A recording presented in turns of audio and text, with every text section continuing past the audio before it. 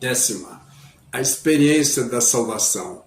Em infinito amor e misericórdia, Deus fez com que Cristo, que não conheceu o pecado, se tornasse pecado por nós, para que nele fôssemos feitos justiça de Deus.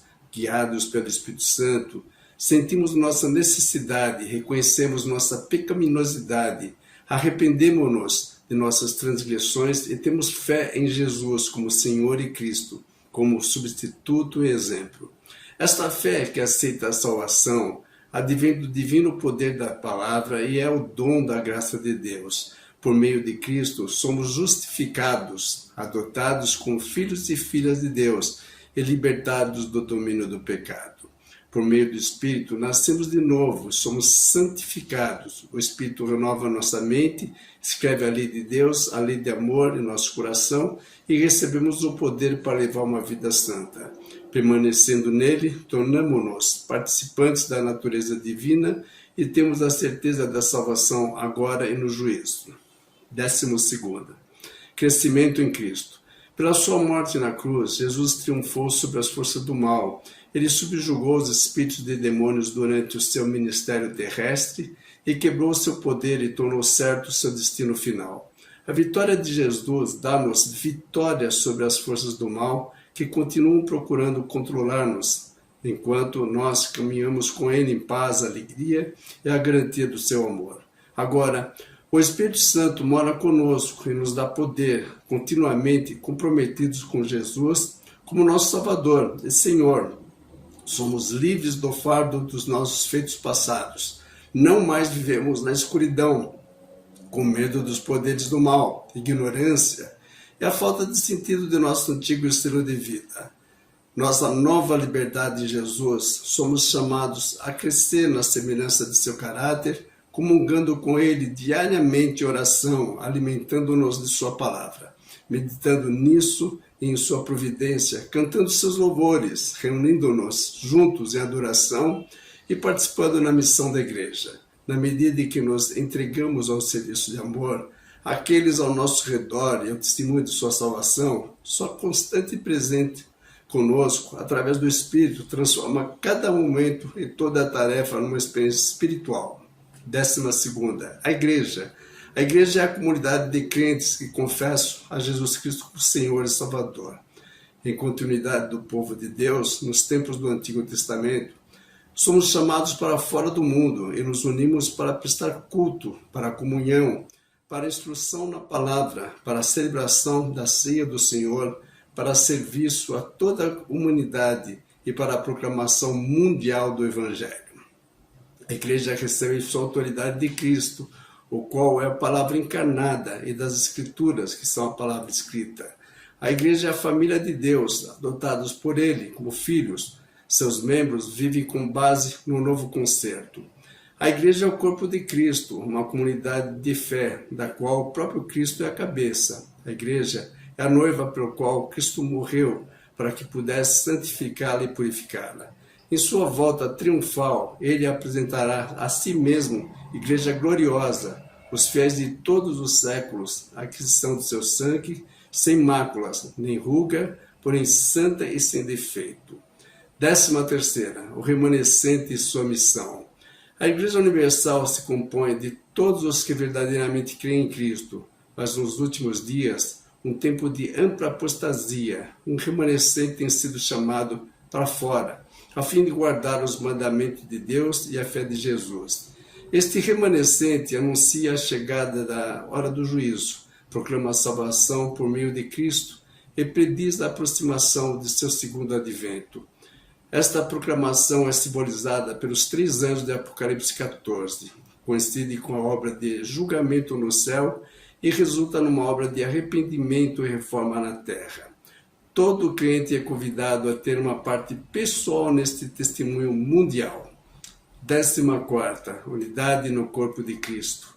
A Igreja é um corpo com muitos membros chamados de toda nação, tribo, língua e povo.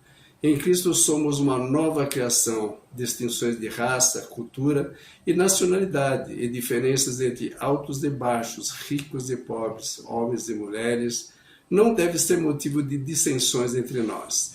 Todos somos iguais em Cristo, qual por um só Espírito nos uniu numa comunhão com Ele e uns com os outros. Devemos servir e ser servidos sem parcialidade ou restrição. Mediante a revelação de Jesus Cristo nas Escrituras, partilhamos a mesma fé e esperança e estendemos um só testemunho para todos. Esta unidade encontra sua fonte na unidade de Deus triuno, que nos adotou como seus filhos. 15º, o batismo. Pelo batismo, confessamos nossa fé na morte e ressurreição de Jesus Cristo e atestamos nossa morte para o pecado e nosso propósito de andar em novidade de vida. Assim, reconhecemos a Cristo como Senhor e Salvador, tornamos-nos seu povo e somos aceitos como membros por sua igreja. O batismo é um símbolo de nossa união com Cristo, do perdão de nossos pecados e de nosso recebimento do Espírito Santo. É por imersão na água e depende de uma afirmação de fé em Jesus e da evidência de arrependimento do pecado. Segue-se a instrução nas Escrituras Sagradas e a aceitação de seus ensinos. 16ª, a ceia do Senhor. A ceia do Senhor é uma participação nos emblemas do corpo e do sangue de Jesus como expressão de fé nele, nosso Senhor e Salvador. Nesta experiência de comunhão, Cristo está presente para encontrar-se com seu povo e fortalecê-lo. Participando da ceia, proclamamos alegremente a morte do Senhor até que ele volte. A preparação para a ceia envolve o exame de consciência, o arrependimento e a confissão. O mestre instituiu a cerimônia do lava-pés para denotar a renovada purificação, para expressar a disposição de servir um ao outro em humildade semelhante à de Cristo e para unir nossos corações em amor. 17ª, dons e ministérios espirituais. Deus concede a todos os membros de sua igreja, em todas as épocas, dons espirituais, que cada membro deve empregar em amoroso ministério para o bem comum da igreja e da humanidade, outorgados pela atuação do Espírito Santo, o qual distribui a cada membro como lhe apraz. Os dons provêm todas as aptidões e ministérios de que a igreja necessita para cumprir suas funções divinamente ordenados. De acordo com as Escrituras, esses dons abrangem tais ministérios como a fé, cura, profecia, proclamação, ensino, administração, reconciliação, compaixão e serviço abnegado e caridade para ajudar e animação das pessoas. Alguns membros são chamados por Deus e dotados pelo Espírito para funções reconhecidas pela igreja em ministérios pastorais, evangelísticos, apostólicos e de ensino especialmente necessários para habilitar os membros para o ensino, edificar a igreja com vistas à maturidade espiritual e promover a unidade da fé e do conhecimento de Deus. Quando os membros utilizam esses dons espirituais como fiéis dispenseiros da multiforme graça de Deus, a igreja é protegida contra a influência demolidora de falsas doutrinas, tem um crescimento que provém de Deus e é edificada na fé e no amor. 18º, o dom de profecia. Um dos dons do Espírito Santo é a profecia. Esse dom é um sinal identificador da igreja remanescente e foi manifestado no ministério de Ellen G. White. Como a mensageira do Senhor, seus escritos são uma contínua e autorizada fonte de verdade que proporciona conforto, orientação, instrução e correção à igreja. Eles também tomam claro que a Bíblia é a norma pela qual deve ser provado todo ensino e experiência. 19ª, a lei de Deus. Os grandes princípios da lei de Deus estão incorporados nos 10 mandamentos e foram exemplificados na vida de Cristo. Expressa o amor, a vontade e os desígnios de Deus quanto à conduta e às relações humanas, e são obrigatórios a todas as pessoas, em todas as partes. Esses preceitos constituem a base do conceito de Deus com seu povo e a norma no julgamento divino. Por meio da atuação do Espírito Santo, eles apontam para o pecado e despertam o senso da necessidade de um Salvador. A salvação é inteiramente pela graça e não pelas obras, mas seu fruto é a obediência aos mandamentos de Deus.